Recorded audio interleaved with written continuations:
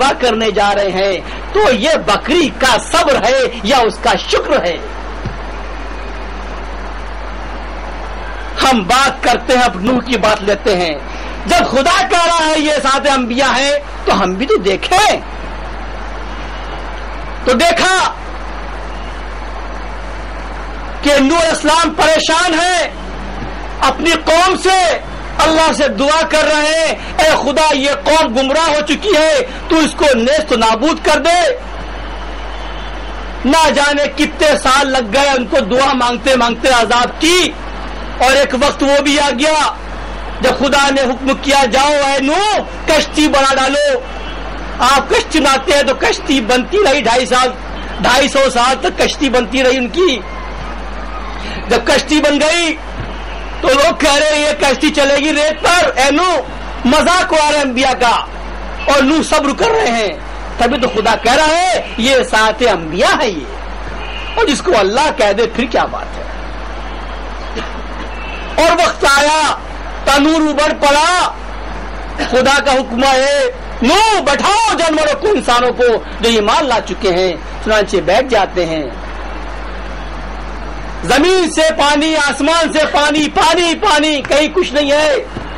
اور کشتی میں کیا ہے، اتنا موقع بھی نہیں ملا تھا کہ اپنا راشن پانی ڈالو اس کے اندر. یہ تو خدا نے ایک بکری بھی ڈالی تھی اس کے اندر، ایک بکری مادہ اور ایک بکرا اس کا نر.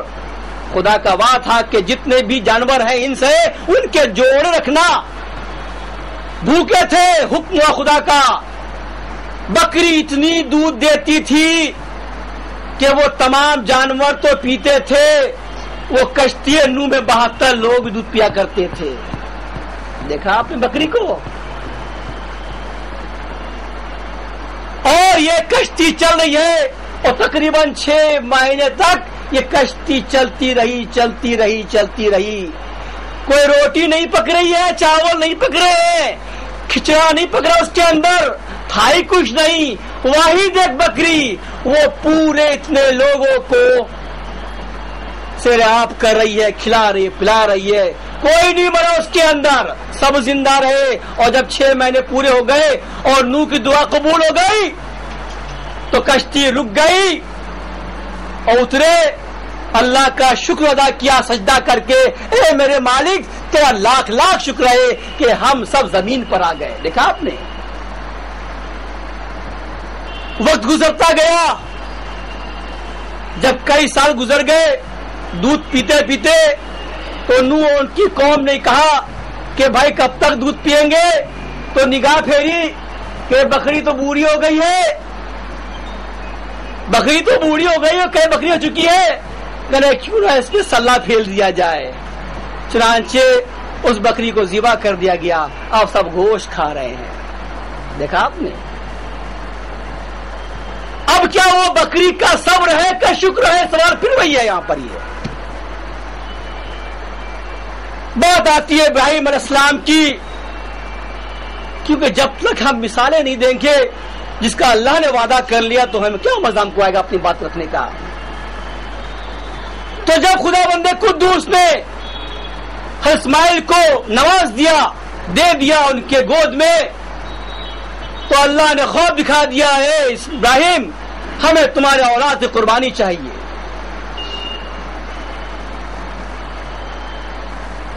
پیغمبر ہیں، پریشان ہیں، لیکن حکم الہی ہے، کوشش کرتے ہیں. کوئی جانور اللہ کی راہ میں ذبح کر دیتے ہیں، پھر خواب آ جاتا ہے کہ اپنی اولاد کو ذبح کر دو. کیا ہو رہا ہے؟ صبر ہے کہ شکر ہے؟ یہاں پر تیسری بار بھی ایسے ہوا اور سمجھ گئے کہ لگتا ہے اب میری اولاد کو اللہ مانگ رہا ہے، جبکہ خدا کا وعدہ ہے. اور سب جانتے ہیں اللہ اپنے پیغمبروں کو، اپنے خلیفاؤں کو اور اپنے اماموں کو، ولیوں کو جو خواب دکھاتا ہے وہ خواب اس شکل میں پورا ہوتا ہے. بیٹا اسماعیل کہتا ہے میرے والد آپ فکر مت کرو، جب آپ مجھے ذبح کرو گے تو آپ مجھے صبر کرنے والوں میں پاؤ گے. بیٹا تیار، لیکن باپ کا دل دیکھو. ایک تو سالوں کے بعد اللہ نے ایک بیٹا عطا کیا, وہ بھی جب جوانی کو پہنچا تو ذبح کر دو کی بات ہو رہی ہے. بیٹا کہہ رہا ہے میرے خدا اور میرے والد صاحب آپ فکر مت کیجئے, آپ جب ذبح کریں گے مجھے تو مجھے صبر کرنے والوں پائیں گے, آپ فکر مت کریے. اتفاق یہ ہے کہ باپ بھی پیغمبر ہے اور بیٹا بھی پیغمبر ہے. یہ بھی نہیں ہے کہ باپ پیغمبر ہے اور بیٹا ایک عام انسان ہے. بیٹا چھوٹا ہے, صبر کی بات کر رہا ہے, باپ بھی صبر کر رہا ہے. اسی بات نہیں کہیں گے. بات یہ خدا کی جب آزمائش آتی ہے تو اچھے ہل جایا کرتے ہیں. اولاد کے معاملے میں لے جاتے ہیں ذبح کرنے کے لیے تو اپنی آنکھوں پٹی باندھ لیتے ہیں. شاید جب اپنے بیٹے کو ذبح کریں گے تو شاید صبر پہ قابو نہ پا پائیں اور ہاتھ ہتھرا جائے. چنانچہ چھری پھینکتے ہیں. اللہ سب دیکھ رہا ہے. خدا نے کیا کیا, پھر اسی بکری قوم سے ایک دمبا بھیج دیا. دیکھا آپ نے, یعنی جو ہم لے کے چل رہے ہیں بکری کی بات, وہ کہاں کہاں کام نہیں آ رہی ہے. پھر وہی بکری آ گئی, اس کی اولاد آ گئی, اس کی قوم آ گئی, وہ پاک جانور آ گیا. آنکھ کھولی تو دیکھا کہ وہاں تو دمبا پڑا ہوا ہے اور بچہ سلامت ہے. تو فوراً اللہ کے بعد سجدہ کرتے, اللہ تیرا شکر ہے. بات سے یہ معلوم پڑتا ہے ضرور کہیں نہ کہیں ابراہیم کو یہ ہوگا کہ ہماری اولاد بچ نہیں پائے گی, تبھی تو شکر ادا کر رہے ہیں اللہ پاک کا. یعنی ایک بار پھر وہ بکری قوم سے واپس قربانی اس کی ہو گئی اور ایک انسان بچ گیا, ایک پیغمبر بچ گیا. کیا کہا جائے گا, جو دمبا شہید ہوا, جو قتل ہوا, جو ذبح ہوا, وہ اس کا صبر تھا کہ اس کا شکر تھا وہ. اور ابراہیم تو ایک بار نہیں 2 بار بچ چکے تھے, جانتے بھی تھے کہ خداوند قدوس نے ان کو تندور سے بچا لیا اور نمرود کی آنکھ بچا لیا. تب بھی آپ نے اللہ کا شکر ادا کیا, اللہ کا شکر ہے کہ ہم بچ گئے. تبھی تو آپ کہتے تھے اے فرشتوں ہمیں تمہاری کوئی ضرورت نہیں ہے, ہمارا رب العالمین مجھے بچانے والا ہے, وہی مجھے بچائے گا. اتنی امید کے باوجود بھی جب بیٹے کی بات آئی تو آپ رنجیدہ ہو گئے تھے. لیکن پھر بھی خداوند قدوس نے ان کو کہا ابراہیم تم کامیاب ہو گئے ہو, تم امتحان میں پاس ہو گئے ہو. پاس بھی کیسے ہوئے, پھر وہی بکری کی بات پہ آ گئے. بات یہ اور بیان کروں, اور تیسرے پیغمبر کی بات کرتے ہیں, حضرت موسیٰ کی بات کرتے ہیں کہ جب موسیٰ کا قتل ہو گیا وہ قبطی کا, تو لوگوں نے کہا موسیٰ یہاں سے بھاگ جاؤ ورنہ فوراً تم قتل کر ڈالے گا. چانچہ یہ بھاگتے ہیں مدین پہنچے, ہانپ رہے تھے, بھوک سے تڑپ رہے تھے, تو ایک پیڑ کے نیچے بیٹھ گئے تو دیکھا کچھ چرواہے جو ہیں اپنی بکریوں کو پانی پلا رہے ہیں.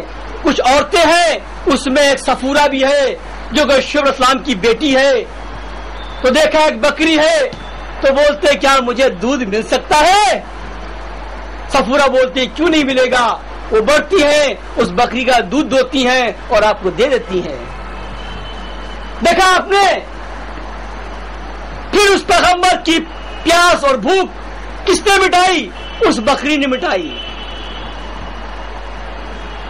اور پھر کیا ہوا, جب آپ جاتی ہیں اپنے والد کے بعد فرماتی ہیں اے والد ایک انسان ہے, بہت اچھا ہے, نہایت ایماندار ہے اور آنکھوں کا پردہ والا ہے, بےہودہ نہیں ہے.